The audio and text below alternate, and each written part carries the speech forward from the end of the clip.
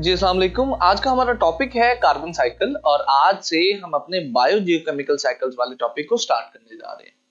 हमारी बुक में दो साइकिल्स मेंशन्ड हैं। The first one is carbon cycle and the next one will be the nitrogen cycle. आज के लेक्चर में हम कार्बन साइकिल की डिटेल से बात करेंगे कि किस तरह एटमॉस्फेयर से ऑर्गेनिजम्स में और फिर ऑर्गेनिजम्स से दोबारा एटमॉस्फेयर में कार्बन का ट्रांसफर होता है, कार्बन मूव करती है।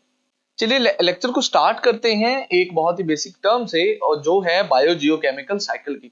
देखिए मेरा बच्चा, इस टर्म का मीनिंग समझना आप लोगों के लिए बहुत जरूरी है और ये अक्सर एग्जामिनर जो है सवाल पूछ भी लेता होता है कि भाई बायोजियोकेमिकल साइकिल की जो टर्म है इसको आप जरा डिफाइन कर दें। देखिए हम ऑर्गेनिजम्स जो है ना, हमारी जिंदगी बुनियादी तौर पे इन्वायरमेंट पे बेस है। हम बहुत सारी चीजें इन्वायरमेंट से ले रहे होते हैं, इनटेक कर रहे होते हैं, बहुत सारे मटेरियल्स इन्वायरमेंट से लेके हम यूज कर रहे होते हैं और बहुत सारी प्रोडक्ट्स हम इन्वायरमेंट को रिटर्न में दे भी रहे होते हैं। तो बेसिकली हम कर क्या रहे होते हैं, इन्वायरमेंट से कुछ मटेरियल्स ले रहे होते हैं और कुछ मटेरियल्स दे रहे होते हैं।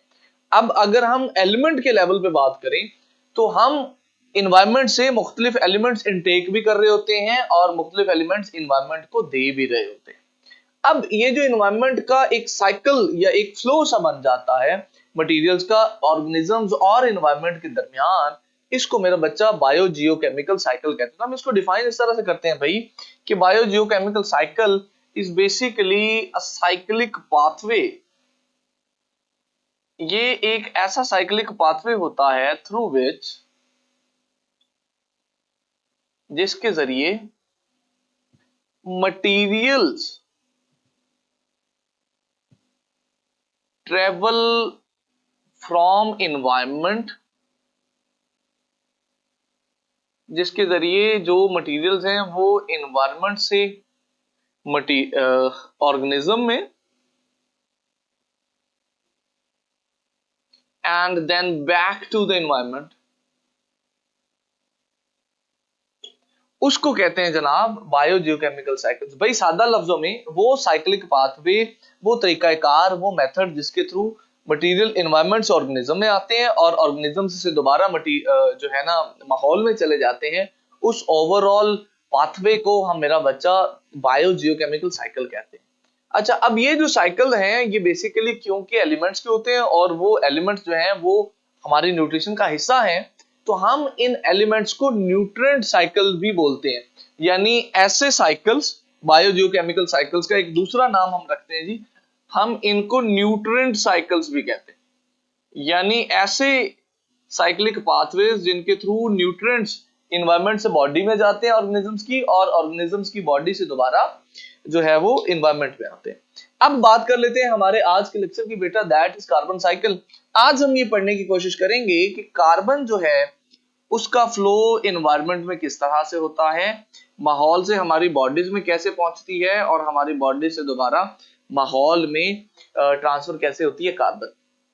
अब इसके लिए सबसे पहले तो हमें इन्वायरमेंट के अंदर कार्बन के सोर्सेज फाइंड आउट करने की जरूरत है कि कार्बन के सोर्सेज जो हैं वो बुनियादी तौर पे क्या क्या हैं, ये कहाँ कहाँ मौजूद होती है। तो अगर तो मैं बात करूं जनाब एटमॉस्फेयर की, तो एटमॉस्फेयर में मेरा बच्चा कार्बन मौजूद होती है in the form of carbon dioxide. आप सबने सुना होगा, ये जो ऊपर हवा है इसके अंदर कार्बन का मेन सोर्स जो है वो कार्बन डाइऑक्साइड है। और अगर हम सॉइल की बात करें, जमीन की बात करें, तो जमीन के अंदर या अर्थ क्रस्ट की बात करें तो वहां पर जो कार्बन मौजूद होती है मेरा बेटा वो दो फॉर्म्स में मौजूद होती है। One is graphite, other is diamond. इसके अलावा कोल की फॉर्म में भी मौजूद होती है। आप फॉसल फ्यूल्स कह लीजिए, फॉसल फ्यूल्स कह लीजिए, यानी जो कोयला है, जो पेट्रोलियम प्रोडक्ट्स हैं, उनमें भी कार्बन मौजूद होती है। तो जो मेन सोर्सेज है ना इन्वायरमेंट के अंदर, अभी मैं ऑर्गेनिजम्स में नहीं आया, हम ऑर्गेनिजम्स के अंदर भी 18% कार्बन होती है, हमने पढ़ा हुआ है back in 9th class somewhere. But जब हम इन्वायरमेंट की बात करते हैं, नॉन लिविंग थिंग्स की बात करते हैं, तो ये कार्बन के मेन सोर्सेज हैं। एटमॉस्फेयर में कार्बन डाइऑक्साइड की फॉर्म में मौजूद है और सॉइल या अर्थ क्रस्ट में ग्रेफाइट, डायमंड या फॉसल्स की फॉर्म में मौजूद है। अब फॉसल्स में आपका पेट्रोलियम भी आ जाएगा, कोयला भी आ जाएगा, कॉक भी आ जाएगा, ये सारी की सारी चीजें जो है ये आ जाएंगी, कार्बोनेट्स भी आ जाएंगे। अब आ जाते हैं सबसे अहम सवाल की तरफ मेरा बेटा, और वो ये है कि कार्बन का फ्लो कैसे होता है पूरे इन्वायरमेंट के अंदर। तो देखिए, अब आपने बात को समझना है। कार्बन का जो फ्लो है वो बेटा आम तौर पे स्टार्ट होता है एटमॉस्फेयर से, हवा से। हवा में जैसे मैंने आपको बताया कि कार्बन जो है वो कार्बन डाइऑक्साइड की फॉर्म में मौजूद होती है, और यही वो सोर्स है जहां से कार्बन लिविंग ऑर्गेनिजम्स के अंदर एंटर होती है। हमने एक प्रोसेस पढ़ा है फोटोसिंथेसिस का कई बार, जिसके बारे में हमारी अंडरस्टैंडिंग ये है कि इसके थ्रू कार्बन डाइऑक्साइड ग्लूकोज में चेंज हो जाती है। तो सबसे पहला काम प्लांट करते हैं, प्रोड्यूसर करते हैं, और वो एटमॉस्फेयर में मौजूद कार्बन डाइऑक्साइड को फोटोसिंथेसिस के थ्रू अपनी बॉडीज में ट्रांसफर कर लेते हैं in the form of glucose. अब जब कार्बन डाइऑक्साइड ग्लूकोज की फॉर्म में प्लांट्स में आ जाती है, तो फिर उन प्लांट्स को जो है वो मुख्तलिफ किस्म के जो माइक्रो जो हमारे कंज्यूमर हैं या कार्निवोर्स हैं वो खाते हैं। तो वो कार्बन जो प्लांट्स में मौजूद थी वो चली जाती है एनिमल्स में, या आप कह लीजिए कंज्यूमर्स में, जैसे उनमें हमारे हर्बीवोर्स भी हैं, उनमें हमारे कार्निवोर्स भी हैं। वही same sequence pyramid of materials वाला। Now you have to consider the carbon a material. मैंने आपको फ्लो ऑफ मटेरियल्स पढ़ाया था, pyramid of materials of biomass भी पढ़ाया।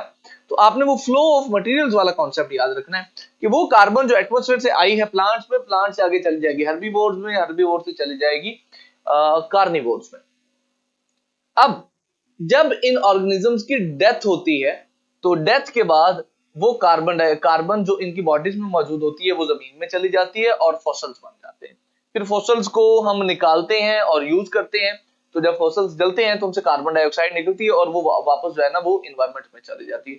तो एक तो ये सिंपल सा सीक्वेंस है कि प्लांट्स में कार्बन डाइऑक्साइड आई, वहां से एनिमल्स में गई, एनिमल्स की डेथ होगी, प्लांट्स की भी डेथ होगी, तो वो जो कार्बन है चली गई जमीन में, फॉसल फ्यूल बन गई। फॉसल फ्यूल को जब हमने जलाया तो वो फिर दोबारा एनवायरमेंट में चली गई। बट इसके साथ साथ जो प्लांट हैं वो जब कार्बन डाइऑक्साइड ले रहे होते हैं फोटोसिंथेसिस के थ्रू, तो वो रेस्पिरेशन भी कर रहे होते हैं और कुछ कार्बन डाइऑक्साइड वापस भी जा रही होती है।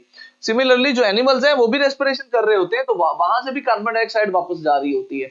तो प्लांट से भी रेस्पिरेशन के थ्रू जा रही है, एनिमल्स के थ्रू भी रेस्पिरेशन के थ्रू जा रही है। और जब इनकी डेथ हो जाती है तो उसके बाद जब फॉसल फ्यूल जलते हैं तो फिर भी कार्बन डाइऑक्साइड वापस जा रही होती है। तो एक तो ये हमने पढ़ लिया। अभी ये सारी की सारी बातें टेरेस्ट्रियल एनवायरनमेंट से रिलेटेड है। जो सी का एनवायरनमेंट है, जो हमारा एक्वेटिक एनवायरनमेंट है, वहां पर कार्बन डाइऑक्साइड बेसिकली पानी के अंदर मौजूद होती है, और उस कार्बन डाइऑक्साइड को इस्तेमाल करते हुए पौधे जो है बेटा फोटोसिंथेसिस करते हैं। वहां पर भी सेम यही होता है, CO2 से फोटोसिंथेसिस हुई, ग्लूकोज बना। प्लांट से आगे जो एक्वेटिक एनिमल्स हैं उनमें जब उनकी डेथ हुई, फॉसल फ्यूल बन गए, उन फॉसल फ्यूल्स को हमने यूज कर लिया। अगेन जो कार्बन है वो दोबारा एटमॉस्फेयर में पहुंच गई। So this is how this flow of carbon keeps on taking place. Atmosphere से ऑर्गेनिजम्स में आती रहती है, ऑर्गेनिज्म से दोबारा एटमॉस्फेयर में जाती रहती है, and this is what we say carbon cycle is all about. So ये था आज का लेक्चर। आज के लेक्चर में मैंने आपको समझाने की कोशिश की कि कार्बन का फ्लो हमारे एनवायरनमेंट में किस तरह से होता है। I hope you people get it. और अगर आपका कोई सवाल हो तो आप एज यूजुअल पोर्टल पे मुझसे पूछ सकते हैं। See you in the next class. Allah Hafiz.